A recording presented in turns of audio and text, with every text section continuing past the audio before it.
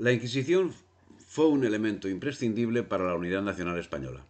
Como tal, fue utilizada por los reyes católicos, por Carlos I en su lucha contra los comuneros, como control de la literatura antiespañola, y hasta el duque de Lerma, no precisamente por interés patriótico, sino por interés político, azuzó la Inquisición contra el padre Mariana por la edición de su obra De Mutatione Monete, en la que criticaba la emisión masiva de moneda. También fue usada para combatir el contrabando. Otro ejemplo claro es que acabó incluyendo en el índice obras como la brevísima de Bartolomé de las Casas, no porque fuese contra la religión, la obra fue apoyada por la monarquía española, sino por el uso que se hacía de ella a nivel internacional manifiestamente dañino para España. En propiedad, la Inquisición vinculaba en un mismo paquete administrativo los tribunales de los reinos de la Corona de Aragón, los de Barcelona, Valencia, Zaragoza, Mallorca, Cerdeña y Sicilia, más el Tribunal de Logroño, que comprendía el área geográfica de Navarra y País Vasco. Nápoles, pese a los reiterados intentos de implantación, no llegó jamás a formar parte de la Inquisición española, sino de la apostólica, de Roma. Los monarcas españoles ven en la unidad religiosa la garantía de la paz para España. Por ello se perseguirá a los disidentes como elementos subversivos del orden social establecido. Así, la respuesta a si la Inquisición es un tribunal político, la respuesta forzosamente debe ser afirmativa, tan afirmativa como cuando la misma pregunta se efectúa sobre el Tribunal Constitucional. De hecho, ambos tribunales cubren una misma función con objetivos radicalmente distintos, por supuesto, pero en definitiva una misma función. De hecho, la legislación generada por la Inquisición abarcaba ámbitos bien distintos y no tienen siempre su origen en el Tribunal del Santo Oficio español. Las primeras prohibiciones se establecen contra los clérigos prestamistas en el canon 20 del Concilio de Elvira del año 300 y en el canon 17 del Concilio de Nicea de 325.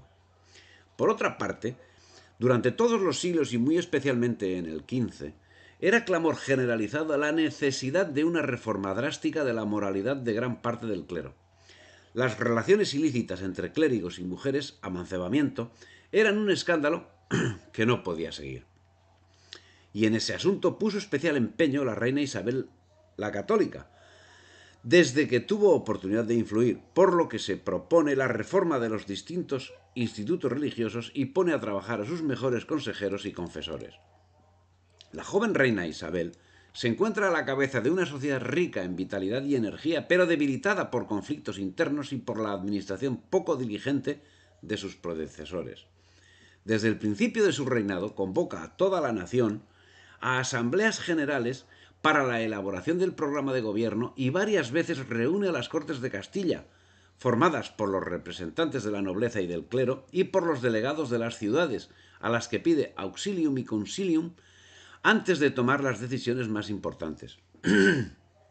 Gracias a la participación de la nación en la actividad reformadora y al respeto por las libertades regionales y por los fueros, Isabel goza de un amplio consenso que le permite alcanzar en un tiempo breve la pacificación del país. Además, ordena la redacción de un código válido para todo el reino que es publicado en 1484 con el título de Ordenanzas Reales de Castilla. Preside casi semanalmente las sesiones de los tribunales y otorga pública audiencia a quien quiera que lo solicite. Su sentido de la justicia y su clemencia conquistan rápidamente el pueblo. Isabel promociona también los estudios eclesiásticos, fundando numerosas universidades.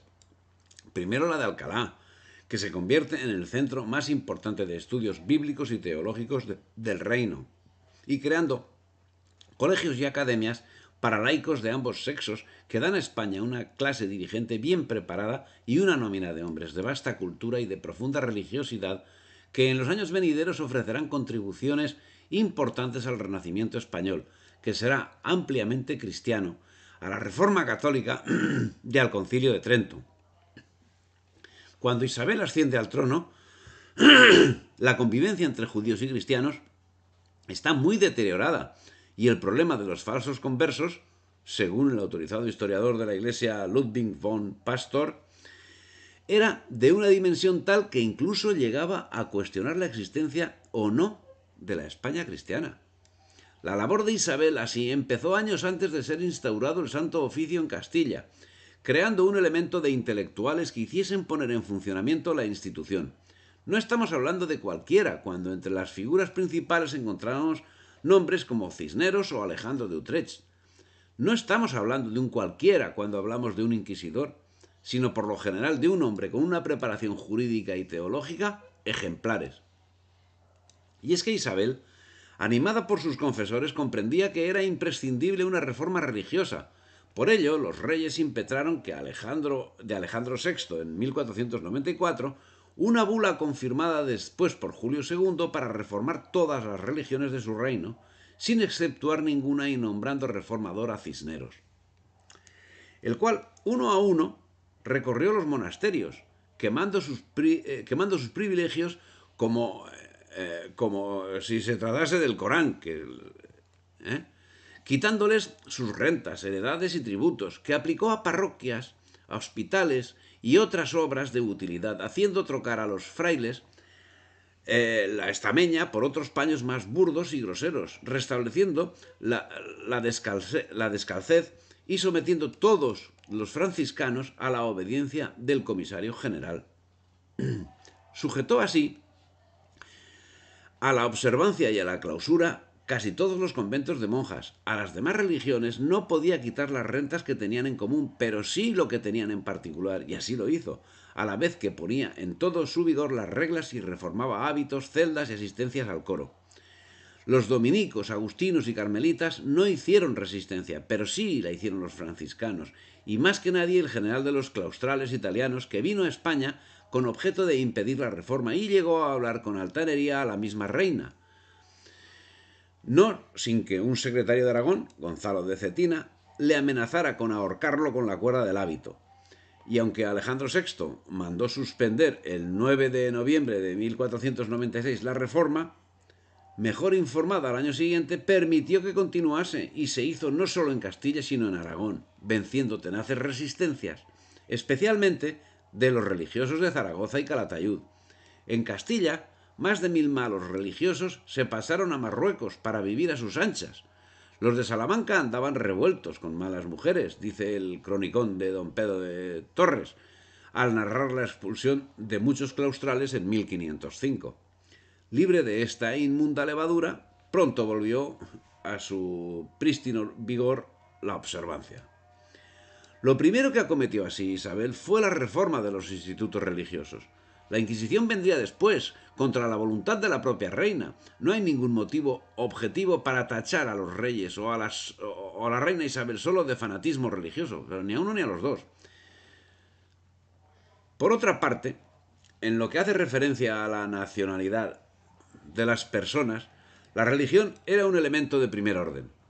En la Edad Media, la religión condicionaba la vida social, era una señal de identidad comunitaria, hasta el punto de que todo disidente era extranjero por esta sola circunstancia.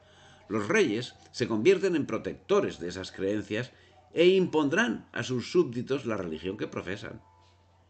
Y es que, frente a lo que el buenismo quiere dar a entender, en la España de la Edad Media existían tres conceptos irreconciliables: el Islam, el judaísmo y el cristianismo. Es verdad que las relaciones entre aquellos tres espacios civilizadores nunca fueron perfectas y que la violencia era la que por lo general determinaba las relaciones entre unos y otros.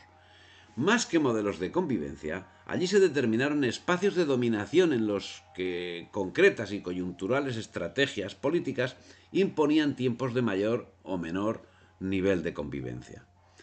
El siglo XV era así un siglo sumamente convulso en las relaciones interreligiosas, un siglo convulso que era la desembocadura de un siglo no menos convulso cual fue el XIV. Dadas las circunstancias y teniendo en cuenta lo que acabamos de señalar en lo que toca a la nacionalidad de las gentes, que venía determinada por la adscripción religiosa, no solo en España, sino en todas partes. Los reyes pretendían acabar con un problema de esencia política, la existencia de herejes en sus reinos o de súbditos de distintas religiones. Los monarcas esperaban de ellas la eliminación del judaísmo y la integración de los conversos en la sociedad española. Eran muy conscientes los reyes de la honrada fe cristiana de muchos de sus súbditos. Por ello demoraron la creación de la Inquisición. Finalmente, el ardor popular que veía reunificada la patria después de tantos siglos de haber sido rota por la asonada árabe, exigía una unidad también en lo espiritual, y el arma para conseguirlo no podía ser otra que la Inquisición, institución que estaría por encima de todos los derechos particulares de reinos y poblaciones. La Inquisición resultó ser un elemento esencial en la unificación del derecho procesal español, que venía a consolidar la reforma de los institutos religiosos llevada a cabo. Hemos hablado ya del gran desorden moral que existía en las órdenes religiosas de toda Europa en los siglos inmediatamente anteriores a la instauración de la Inquisición moderna. Pero ahora, el confundir a nuestros frailes después de la Reforma con los frailes alemanes del tiempo de Erasmo arguye la más crasa ignorancia de las cosas de España. Y es que, cuando Lutero emprende la Reforma, la Reforma, pero dentro de la Iglesia, ya había sido llevada a cabo en España por parte de los reyes católicos. Los alborotos, en las últimas décadas del siglo XIV y en las primeras del XV, eran constantes. Ya en la segunda mitad del siglo XV se produjeron nuevos alborotos. Los de Toledo en julio y agosto de 1467, cuando 2 judaizantes fueron quemados, provocaron que Enrique IV emprendiese negociaciones para instaurar la Inquisición. Los de Córdoba, en 1473, en que solo salvó a los conversos de su total destrucción el valor y presencia de ánimo de don Alonso de Aguilar. Los de Jaén, donde fue asesinado sacrílegamente el condestable Miguel Lucas de Iranzo. Los de Segovia, de 1474, especie de zalagarra movida por el maestre Juan Pacheco con otros intentos. La avenencia entre cristianos viejos y nuevos se hacía imposible. ¿Quién matara a quién era el problema? No, los años que precedieron el reinado de los reyes católicos no fueron precisamente tranquilos. Alonso de Espina, confesor de Enrique IV, de ascendencia judía, escribió en 1460 un libro dirigido contra los judíos. Pero no fue el único. En 1474 ascendía Isabel al trono. 3 años después, la anarquía reinaba en Sevilla, debido a las luchas entre los bandos del duque de Medina Sidonia y del marqués de Cádiz. También jugaban un papel principal en la difusión del crimen los falsos conversos. No había una herejía. Era una apostasía muy generalizada. Los reyes católicos que llegan a la ciudad en la segunda mitad del año deciden poner remedio y someten a la nobleza levantisca. Y para acabar con el problema de origen religioso, acuden a la solución incoada por Enrique IV. Durante todos estos años, las confrontaciones también doctrinales se prodigaron. Pablo de Santa María, antiguo rabino mayor de Burgos, argumentaba en 1432 a favor del cristianismo, sin fomentar odio alguno contra sus antiguos correligionarios. Bajo los auspicios de Benedicto XIII tuvieron lugar unos importantes debates en 1413 y 1414, a los que asistían miles de personas, en los que teólogos judíos discutían con conversos como Jerónimo de Santa Fe, en ámbito de plena libertad, a resultas de las cuales hubo no pocas conversiones y peticiones de bautismo, rabinos incluidos, lo que fue demoledor para las aljamas. Pablo de Santa María, que fue considerado por los judíos como traidor y apóstata despiadado, configurándose como la figura siniestra que persiguió la religión de sus padres y a su propio pueblo, era para algunos cronistas cristianos hombre sabio y discreto, como hemos visto en Generaciones y Semblanzas de Fernán Pérez de Guzmán, sobrino del canciller Ayala, tío del marqués de Santillana, bisabuelo de Garcilaso, que vivió los tiempos agitados del reinado de Juan II. Es el caso que ante semejante situación, Fray Alonso de Ojeda, prior de los dominicos, presentó la necesidad de instaurar el Tribunal de la Inquisición en Castilla para cortar los excesos de los falsos conversos, lo que a duras penas fue finalmente concedido por la reina Isabel. El 1 de noviembre de 1478 el Papa promulgó la bula Exigit Sinceras Devotionis Affectus, por la que quedaba instituida la Inquisición para la corona de Castilla. con la peculiaridad añadida de que la Inquisición española se diferenciaba de las demás en que sería controlada por el Estado, quien nombraría a los inquisidores. Los reyes no nombrarían inquisidores hasta 2 años más tarde, eludiendo su instauración mediante la divulgación de un catecismo escrito por el cardenal Mendoza. Y es que en España había 3 grupos religiosos importantes que los reyes católicos querían compaginar, pero que resultó imposible dadas las relaciones que musulmanes y judíos tenían con el turco. La unidad y la seguridad nacionales fueron las causas que motivaron la creación del Santo Oficio. El Santo Oficio fue el símbolo de la etapa en la cual se estableció y desarrolló. La alta religiosidad de la época motivó el surgimiento de una institución que se encargara de la fe, la moral, el mantenimiento del orden público y la paz social. La Inquisición, más allá de cualquier humana desviación de sus objetivos, cumplió ese rol. Fue muy importante para el Estado y para la formación de la unidad nacional española, defendiéndola contra los graves peligros que la amenazaban.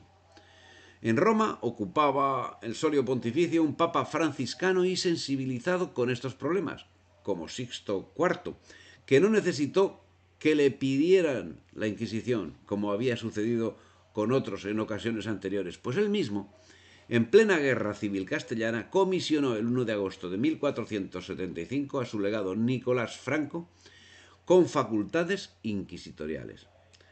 La tergiversación de la actuación de los reyes católicos y de la creación de la Inquisición hace que se puedan leer cosas como la que sigue.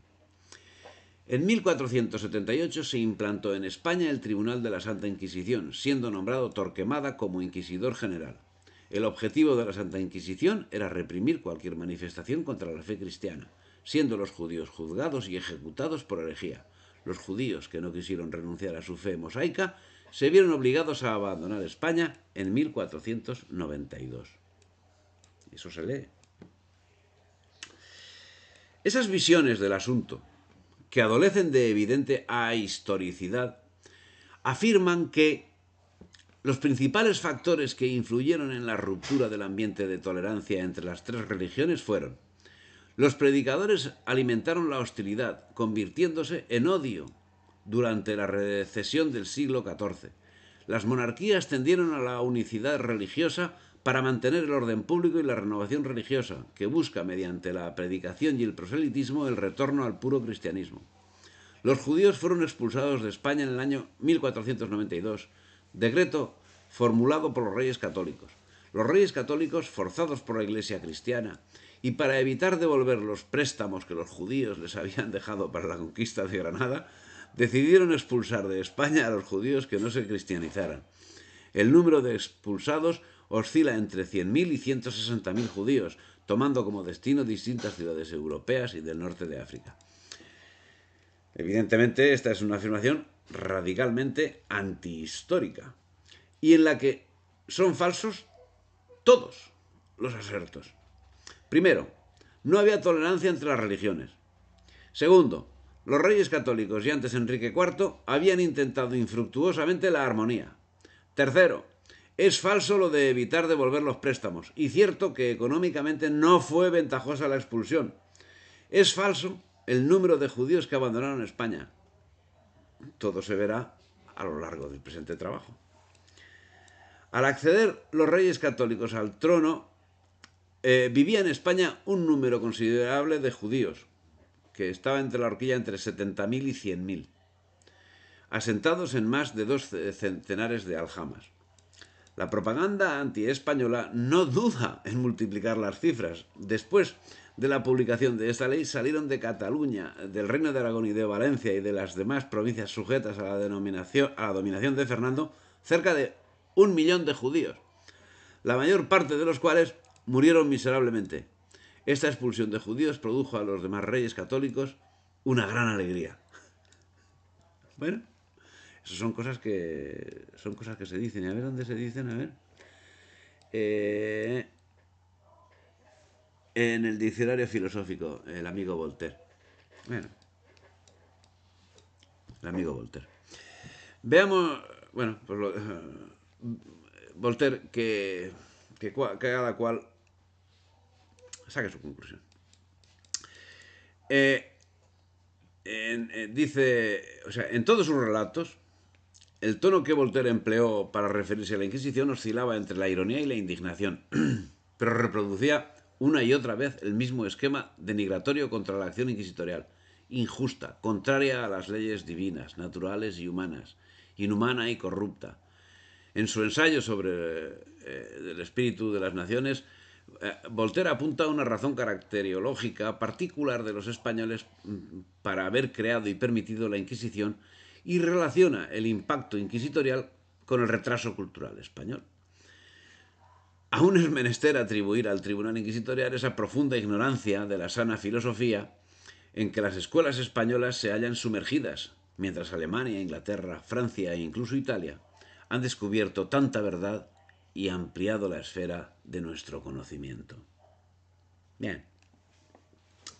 Y tenía la desfachatez de soltar semejante exabrupto refiriéndose al momento cumbre de todas las artes, el siglo de oro español.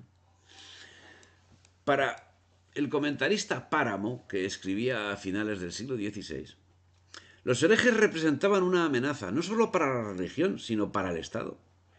Hasta bien entrado el siglo XVIII, por lo menos, era muy difícil admitir que en un Estado coexistieran súbditos de distintas religiones. Católicos y protestantes comulgaban de aquellas opiniones, y también los judíos allí donde disponían de cierta autonomía. Démonos cuenta que el comentarista con lenguaje propio del momento habla de herejes, no de judíos. Y eso es sencillamente porque la Inquisición no actuó contra los judíos, sino contra los herejes. Y es que no estamos hablando de raza, sino de religión.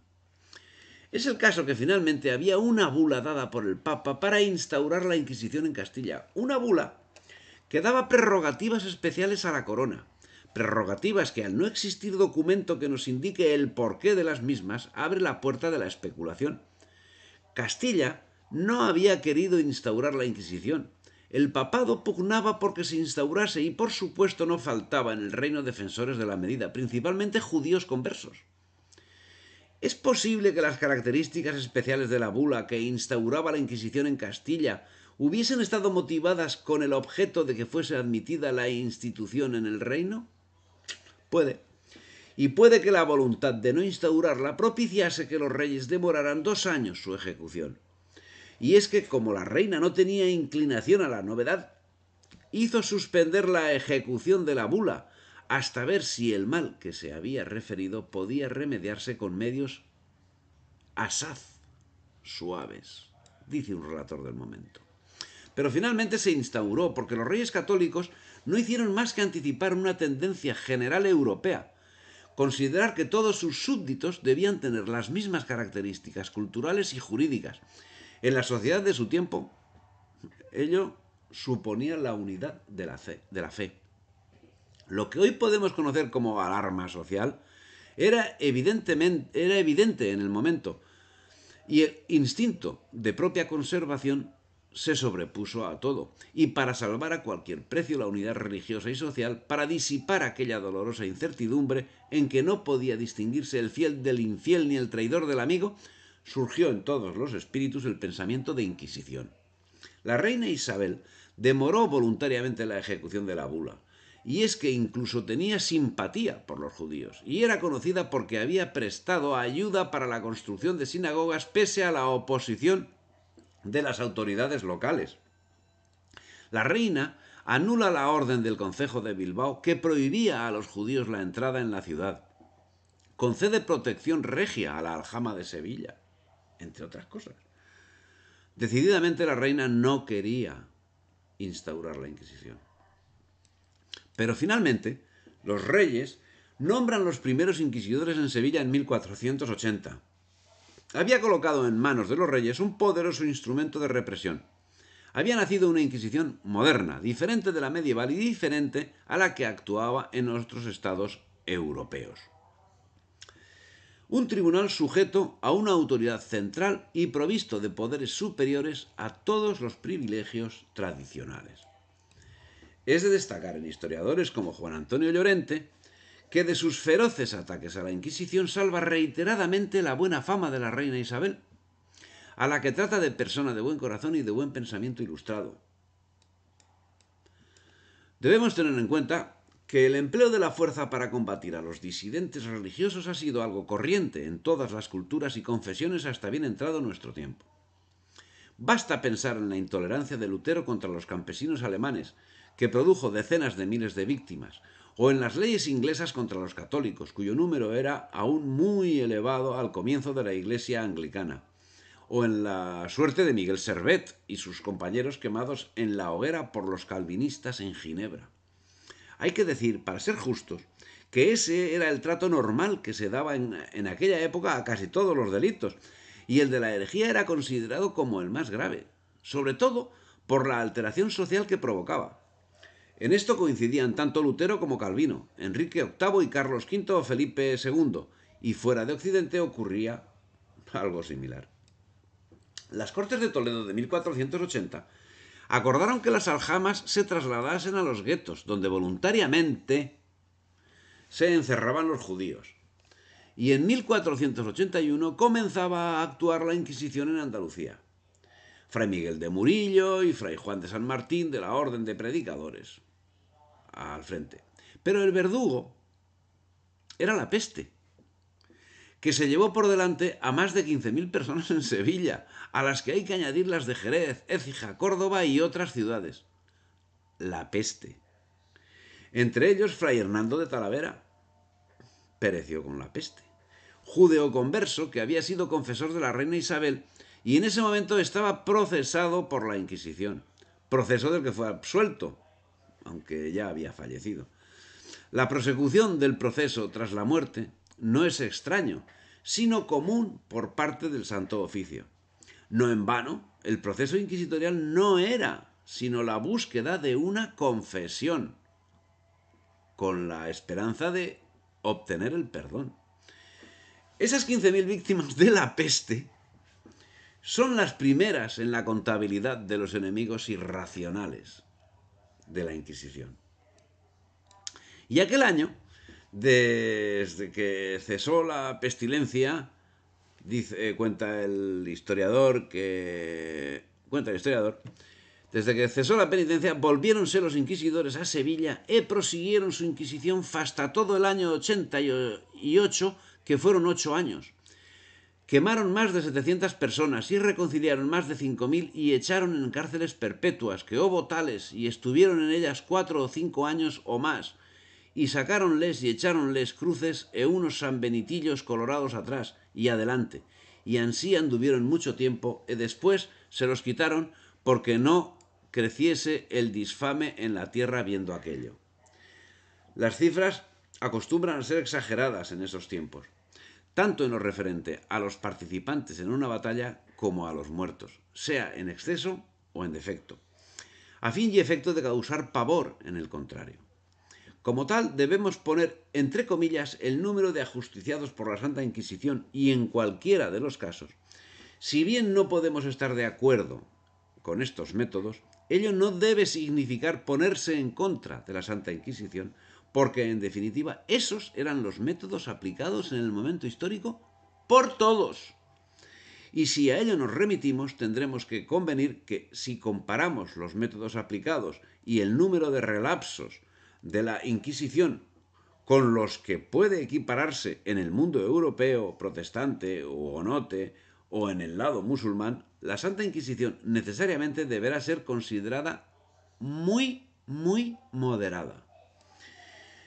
Y no caben desviaciones de importancia, porque el estricto control documental de la Inquisición lo impide. Y así como permite ver la dimensión del número de relapsos, permite el estudio de otros capítulos. Tal es la meticulosidad del tribunal. La exploración del ramo Inquisición exhibe un fabuloso depósito documental que permite construir novedosas y sólidas interpretaciones acerca del discurso religioso, la ortodoxia y la heterodoxia de la sociedad.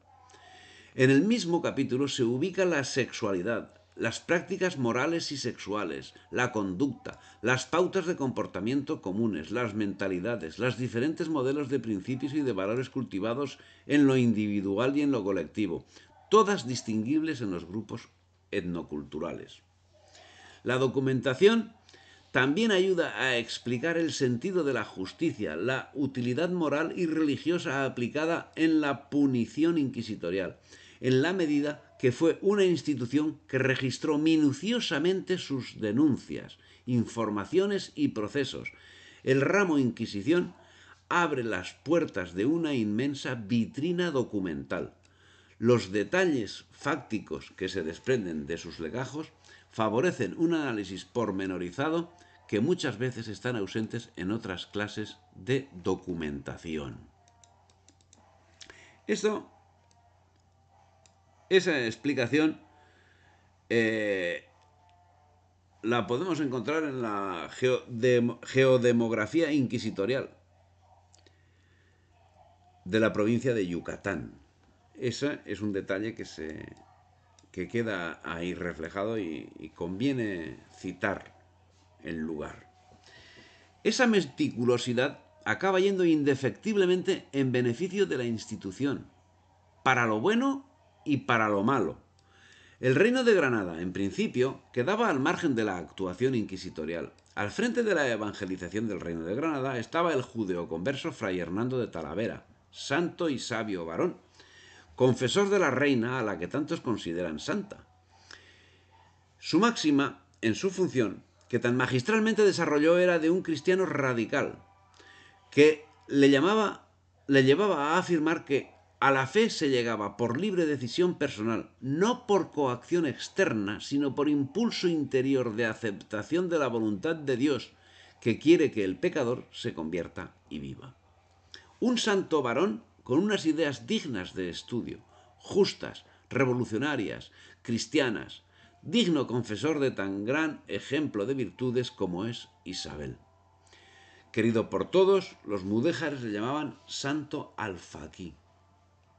Escribía Fray Hernando: los reyes han otros sí de ser constantes y firmes en la ejecución de la justicia y conservación de sus leyes, que ni por miedo, ni por ruego, ni por amor, ni por dinero, ni por ninguna otra pasión ni afección, no se muden, ni excedan, ni fallezcan de lo justo y honesto.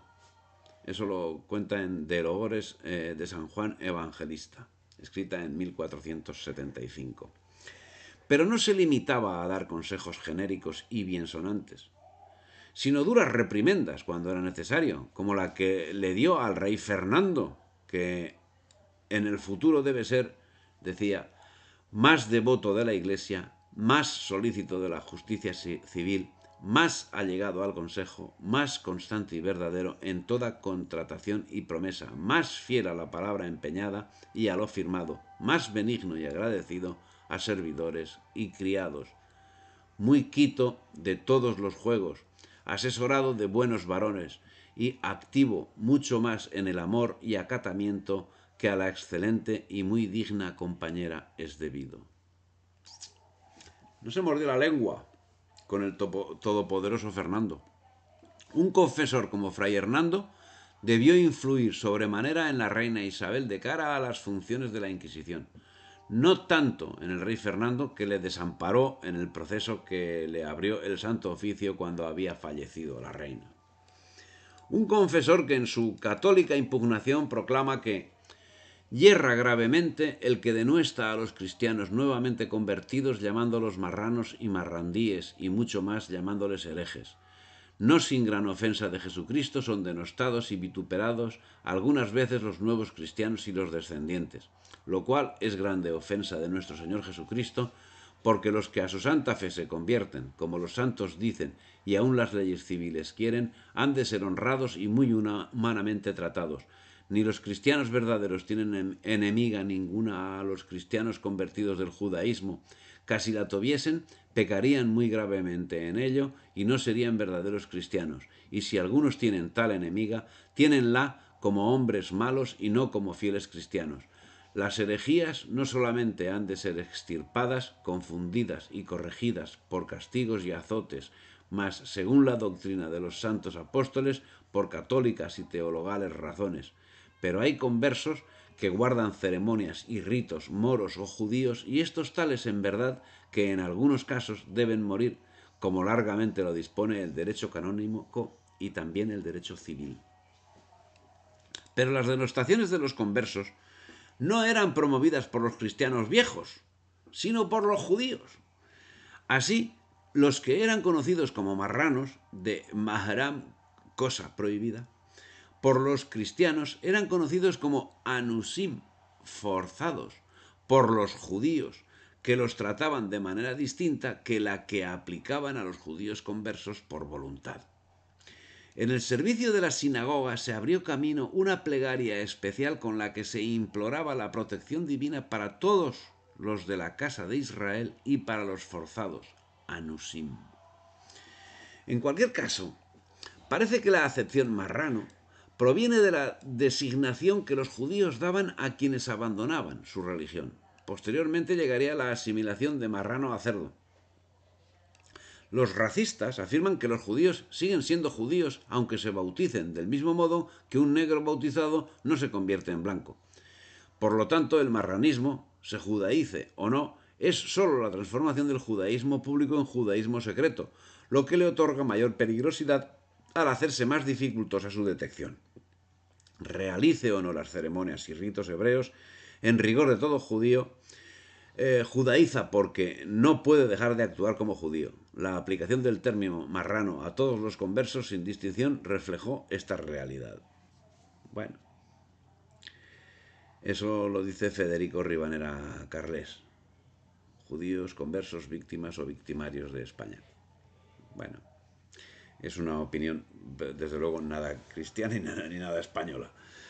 Una realidad que se ve manifiestamente negada por la realidad de la ingente cantidad de personajes que trufan la historia de España y que desde el mismo Fernando el Católico llevaban sangre judía. La Inquisición no entendía de sangre, sino de sentimiento. Y si en algún momento llegó a exigirse estatuto de limpieza de sangre, aparte de no tener explicación, tampoco se llevó a rajatabla en toda la institución ni en todas las instituciones del Estado.